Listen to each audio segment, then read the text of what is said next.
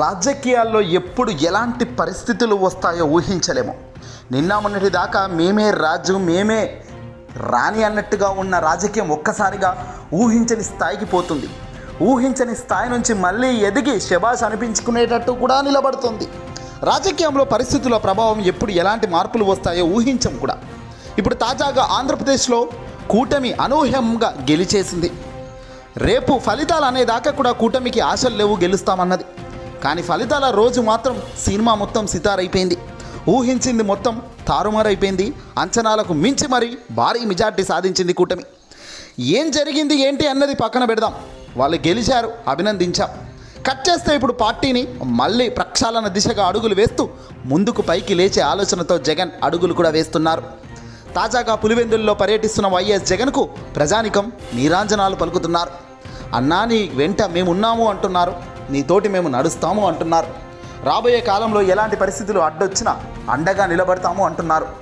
కానీ ఖచ్చితంగా రాజకీయాల్లో కీలక పరిణామాలు రాబోయే 5 ఏళ్ల కాలంలో ఉంటాయనడంలో సందేహమే లేదు.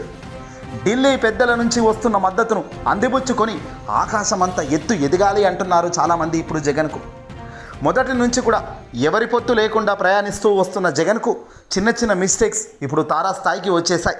వీటిని కంట్రోల్ చేయడంతో పాటు రాబోయే కాలముకు ఎలాంటి అడుగులు వేయాలి అన్న దానిపైన ఇప్పుడు అందరి ఆలోచన ఉంది.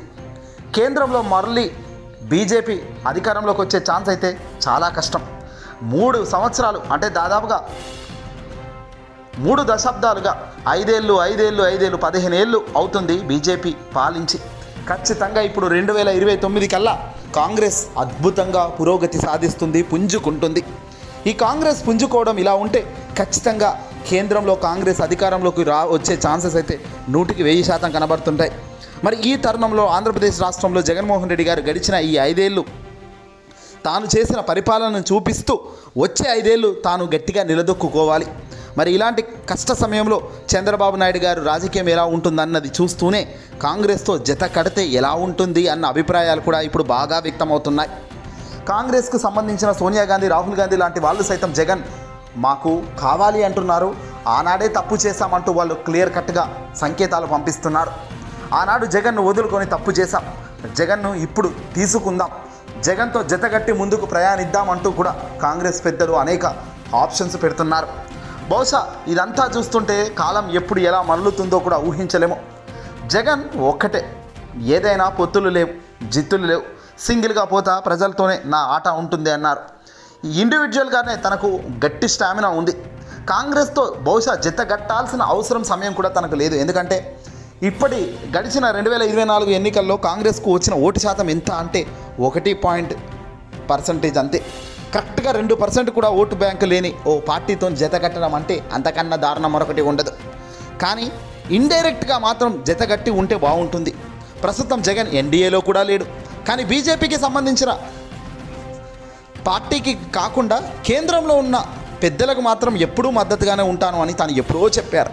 పార్టీలు మేము జతగట్టకపోయినా కేంద్రంలో ఏ ప్రభుత్వం వచ్చినా మా రాష్ట్ర ప్రయోజనాలకు కోసం అయితే ఖచ్చితంగా వాళ్ళకి మద్దతు ఇస్తాం, వాళ్ళ అండగా ఉంటామని చెప్తున్నారు. రాబోయే కాలంలో కాంగ్రెస్ ఎలాగో ప్రత్యేక హోదా ఇస్తాము మేము వస్తే అంటున్నారు. కావున ఖచ్చితంగా ఆ బలం మరింత వాళ్ళకు ప్రెషర్లా ఉంటుంది. షర్మిల లాంటి వ్యక్తులు ఏకంగా ముందు నుంచి మొత్తుకుంటున్నారు, కాంగ్రెస్ అధికారంలోకి వస్తే ఖచ్చితంగా మేము ఏపీకి స్పెషల్ స్టేటస్ తెస్తాను అని. మరి ఈ జగన్ మద్దతు ఇచ్చినా ఇవ్వకపోయినా కాంగ్రెస్ అధికారంలోకి సెంట్రల్లో రాగానే ఖచ్చితంగా స్పెషల్ స్టేటస్ కింద రాష్ట్రాన్ని ఆదుకుంటుంది. అలా ఆదుకుంటే మాత్రం జగన్ అధికారంలోకి ఇటు రావడం, అటు కేంద్రంలో కాంగ్రెస్ ఈ స్పెషల్ స్టేటస్ ప్రకటించడం వెరసి ఇవన్నీ కూడా జగన్ ఖాతాలోనే పడతాయి. తద్వారా ఊహించని విచిత్రమైన రాజకీయం రాబోయే కాలంలో రావచ్చేమో చెప్పలేం. కానీ ఏదేమైనా పరిణామాలు చూస్తుంటే చాలా వేగంగా మారిపోతున్నాయి. ఎవరైతే అధికారంలోకి వస్తారా అని అనుకున్నాం మొన్నటిదాకా, కానీ వాళ్ళు రావడం జరిగింది. వాళ్ళ పరిపాలన కూడా మొదలెట్టడం, పరిగెడుతుండడం అన్నీ చూస్తున్నాం. చంద్రబాబు నాయుడు ప్రజలకు ఇచ్చిన హామీలను నెరవేరుస్తాడన్న నమ్మకం అయితే రోజు రోజుకు సన్నగిలుతున్న తరుణం చూస్తున్నాం. డబ్బులు ఆర్థికంగా వెసులుబాటు లేదు. అభివృద్ధి సంక్షేమాన్ని బ్యాలెన్స్ చేస్తూ రాష్ట్రం ముందుకెళ్లాలంటే పెద్ద సవాలే. మరి ఈ సవాల్ను ఎలా అధిగమిస్తారు, ఎలా ముందుకు వెళ్తుంది అన్నది ఓ పెద్ద ప్రశ్న. దీనికి కాలం తప్ప మరొకటి సమాధానం చెప్పదు. పైగా ఇవన్నీ చూస్తుంటే ఢిల్లీ వేదికగా చక్రం తిప్పేందుకు జగన్ సైతం సిద్ధమవుతున్నట్టు తెలుస్తుంది. ఎప్పుడు ఎక్కడ ఎలా అనేది మాత్రం క్లారిటీ లేదు. కానీ రాబోయే కొద్ది రోజుల్లోనే ఆయన ఢిల్లీ పర్యటన షెడ్యూల్ ఖరారయ్యేందుకు ఆస్కారం ఉన్నట్టుగా సమాచారం అందుతుంది. మరి ఏం జరుగుతుంది? కూటమి ఆటలకు బ్రేకులు పెట్టేదట్టే జగన్ వేగవంతమైన అడుగులు వేస్తున్నారు. ఇటు ఎన్డీఏకి కూడా ఆశించిన మేరకు ప్రభుత్వం బ్రహ్మాండంగా రాలేదు. ఆటుపోట్లు పడి అటు ఇటుగా 2-3 మద్దతుతో ఆయన బయటపడ్డారు మోదీ గారు. ఖచ్చితంగా మోదీ రాబోయే 5 ఏళ్ల కాలం గురించి ఆలోచిస్తున్నారు తప్ప మరొకటి కాదు.